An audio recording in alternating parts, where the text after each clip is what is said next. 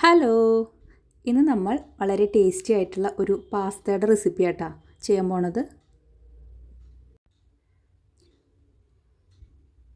അതിനു വേണ്ടിയിട്ട് നമുക്ക് ഒരു പാത്രത്തിൽ കുറച്ച് വെള്ളം തിളയ്ക്കാൻ വെക്കാം.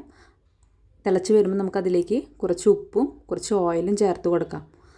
നന്നായി വെള്ളം തിളയ്ക്കുമ്പോൾ നമുക്കതിലേക്ക് പാസ്ത ഇട്ട് കൊടുക്കാം. പാസ്ത ഇട്ട് കൊടുത്ത് കുറച്ച് കഴിയുമ്പോൾ അത് വെന്തിട്ടുണ്ടാകും. ഇനി നമുക്കത് വെള്ളം ഊറ്റിയ ശേഷം മാറ്റി വയ്ക്കാം.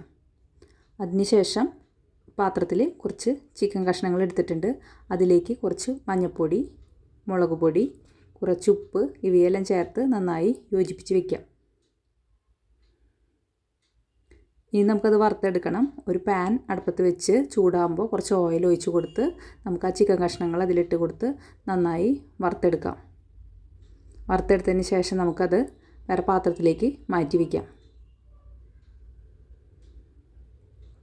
ഇനി നമുക്ക് ആ പാനിലേക്ക് തന്നെ കുറച്ചും കൂടി ഓയിൽ ഒഴിച്ച് കൊടുത്തതിന് ശേഷം ചെറുതായി അരിഞ്ഞിട്ടുള്ള സവാള ഇട്ട് കൊടുക്കാം.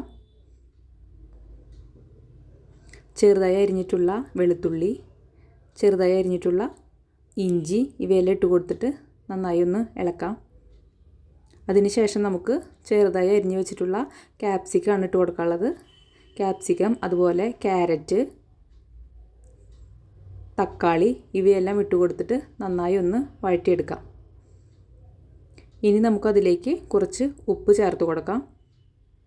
ഉപ്പും ചേർത്ത് കൊടുത്തിട്ട് നന്നായി വഴറ്റിയെടുക്കണം. ഇനി നമുക്കതിലേക്ക് നമ്മൾ നേരത്തെ ഫ്രൈ ചെയ്ത് വെച്ചിട്ടുള്ള ചിക്കൻ കഷ്ണങ്ങൾ ഇട്ട് കൊടുത്ത് നന്നായി ഒന്ന് ഇളക്കിയെടുക്കാം. എല്ലാതും നന്നായി വാടി വരുമ്പോൾ അതിലേക്ക് 1 ടീസ്പൂൺ കുരുമുളക് പൊടി, 1 ടീസ്പൂൺ ഗരം മസാല ഇവയെല്ലാം ചേർത്ത് കൊടുത്ത് നന്നായി ഒന്നും കൂടി ഇളക്കി യോജിപ്പിക്കാം. അതിനുശേഷം നമുക്കതിലേക്ക് കുറച്ച് നാളികേരപ്പാലാണ് ഒഴിക്കാനുള്ളത്.